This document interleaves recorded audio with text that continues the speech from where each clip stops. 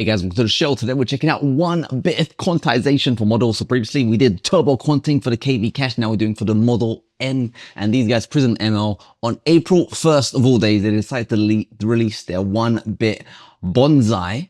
Was that Bonsai tree? Wow, karate kid inspired 8B, 4B, and 1.7B models. Now these models, they're based on the Qwen 3 architecture, the model type, and yes, they are using 1-bit, so it's affine quantization, so they do also have a scale factor. So it's not 0 and 1, it's not -1 and 1, it's minus whatever the scale is and plus whatever the scale is. That's how they packed it into their 1-bit. So you can go into their Hugging Face and you can check out all the information right there. Look, they've got arrows pointing upwards. Whoa, you guys are amazing inside. So their frontier efficiency, they got a white paper out as well if you want to read some sort of stuff. And they've even released code to make it work on MLX, which is Apple's native kind of inferencing format, and GGUF.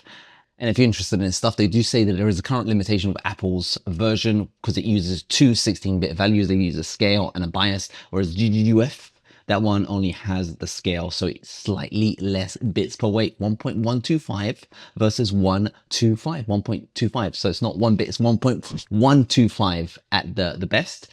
But the idea is it's going to run super well. And if you look at these graphs, look right there, intelligence density per gigabyte. So they're at 1, whereas everyone else is at 0.05, 0.08. They're rubbish, where these guys are at 1. They're like insanely smarter than everyone else. So let's just see if it is any good. Now, I'm going to give you a full disclosure. When I saw this get released on April 1st, I thought it was an April Fool's, so I did actually check it out.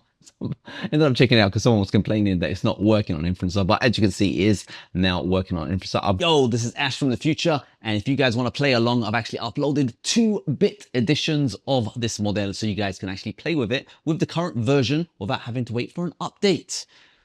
7B, we're going to launch up the 8B. I'm just going to say hello. I just want to say hello. I'm Bonsai, AI assistant developed by Prism ML, and 78 tokens a second. How are you? I'm just a chatbot. I don't have feelings or consciousness. I can't believe it's writing text like coherently. I'm gonna just ask it to write a story. Let's see how good of the story the 1-bit models have. Is it gonna have Elias, the clockmaker's daughter? So this one is actually writing some stuff. We're getting at 75 tokens a second now. I am OBS screen recording this on my MacBook Pro. This is running on MacBook Pro. So this actually runs faster when I'm not doing all that stuff. So performance will be faster. We've printed out 843 tokens. He chuckled because you were not afraid and because I needed someone to listen. It's actually working. So what's also crazy is you can actually hook up tool calls and, for example, whatisxcreate.com. And look, it's getting the web page and it's summarizing xcreate.com to tell you exactly what's going on. Now, if you guys are excited about this stuff, you can even go into inference settings, into model. And I was actually using the 2-bit version of TurboQuant. Now, regarding TurboQuant, I actually released it also with 8-bit Turbo because I found that the 8-bit version of TurboQuant actually was more accurate than 9-bit affine version of just normal quantization of the KV cache. So the 4-bit one, I don't find it to be lossless, but the 8B I did. But I'm running it here with 2-bit because you can imagine now, if the model itself is only 1-bit, then why do you need 16 bits for the KV cache? Like let's just see. With 2 bits, it's writing some really healthy summarization of what's happening over here. Now I'm going to switch off the context precision, make it up to 16 bits and just run it again. And when I have the full 16-bit precision, it does run faster, and Xcreate State is still writing some good, healthy stuff. So that is just amazing, the fact that the 8B runs. I want to do the exact same test with the 4B, the 1.7B, to see if it actually can do the same work. So I'm going to do the tool call test, whatisxcreate.com. So you can see here, when I did the tool call with the 4B version, it actually wasn't smart enough to include the tool call tag. So if we look at the 8-bit version, you can see it does tool call to let the engine know that it's going to make a tool call, and then it requests the web page content. Whereas the 4B version, it just jumps in and just tries to copy the argument that we gave it. So that wasn't going to be a successful tool call. Now, when we do the 1.7B, let's just see what that does. And Bob, I cannot provide information. So if you are looking to do tool calls, we're going to do some more two-core tests and see if it's any good. You need to use the 8-bit version. So I want to see how clever this two-core stuff is. So I'm on prismml.com and I'm going to say how much memory is required to run. So it's gone on the website, it's grabbed this much characters of information, and it says it requires 1.15 gigabytes of memory, and it says right there. So that was very, very clever, the fact 1-bit model, and it was able to fish out the information. Let's see if we can get it something more complicated. According to what should the citation be? So it's grabbed all that information,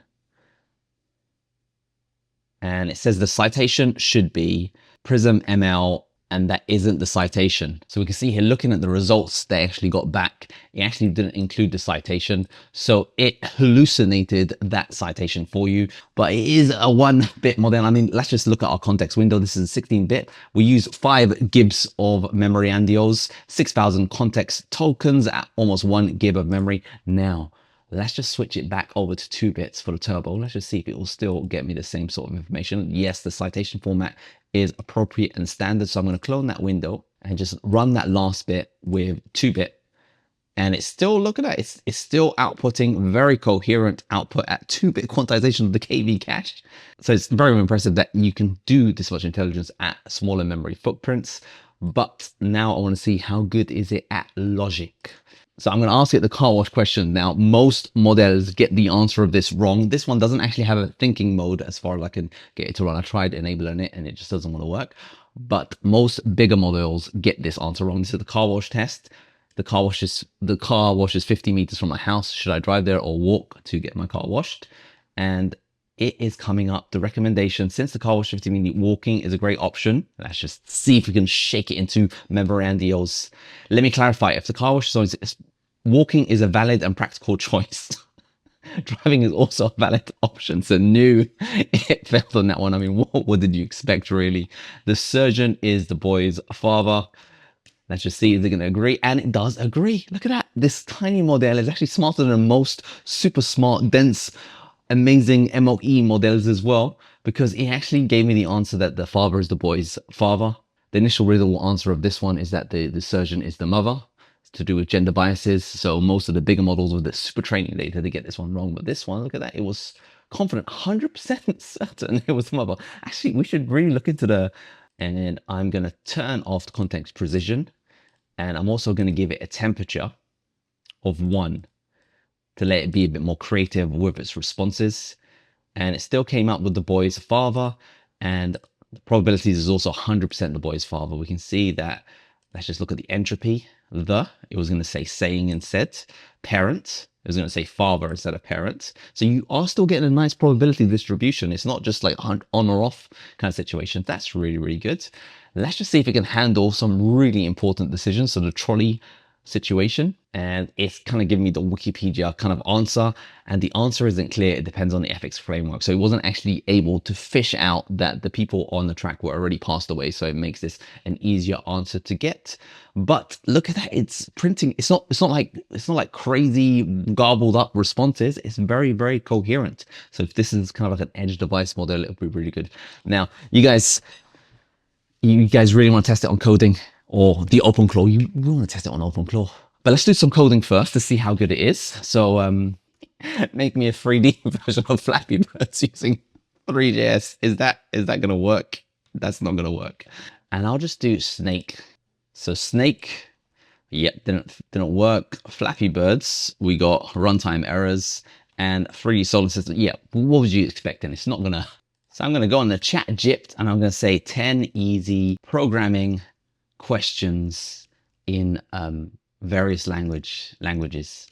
I'm not distilling, I'm just testing. Calm down. So Python, write a program to print numbers 1 to 20. It seems to have got some sort of output. Java. It seems to be printing out some Java. Now I'm going to switch it up and go to the 1.7b. And let's just see how that one does. And it's also writing out some stuff. So That is amazing. It's not gonna make some fully fledged application. It's more like maybe summarizing some web content and just doing some sort of basic operations. And it's kind of like also a little database to do a little bit of coding. Now, one more challenge is, let's see if we can hook it up to the OpenClaw, because I can imagine it would run really, really fast. So I'm gonna make it 8B, and I'm also gonna add it and set it up to use context precision of 2-bit TurboQuant. That's gonna be awesome. And inside my server, I'm just gonna start that up right now. And I'm going to say override API model selection. So that means I don't need to play around with any config files inside OpenClaw other than just pointing it to Inferencer. So I'll start that server here. So I'm just going to update my config files to point to my computer. And then I'll go into chat and I will click on new session here, allow network connections. And we can see here on Inferencer, we do have a task window, and look, it is generating the context. Oh, hello, I'm your new session. I'm a helpful AI assistant. That's all we need. All right, so as you can see, I've got OpenClaw up and running, and we've got new. It's always saying I'm a new assistant. So can you, let's just ask it this one. So go to Wikipedia and summarize NVIDIA. So it's trying to use the web search skill, but I don't actually have a Brave search key. So I tell you what, I'll go to Wikipedia. Here is the direct link. So it's definitely got back some information here. It's got the article, it's processing it, and we're going to get a summary of Wikipedia running straight away. Now, something I'm going to do now as well is just to have some fun is I'm going to enable batching to allow multiple requests to be handled at the same time. Some fast model, you probably don't even need this. And I've got Visual Studio Code here. Got continue. I'll say, what files do I have?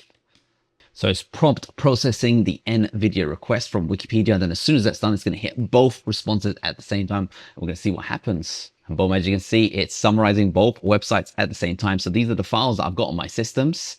And it's founded by Zhenshen Huang, Chris Maskowski, and Curtis Priem. The company has grown to be a global leader in AI, and these are all the files that I have inside my system. I'll say, can you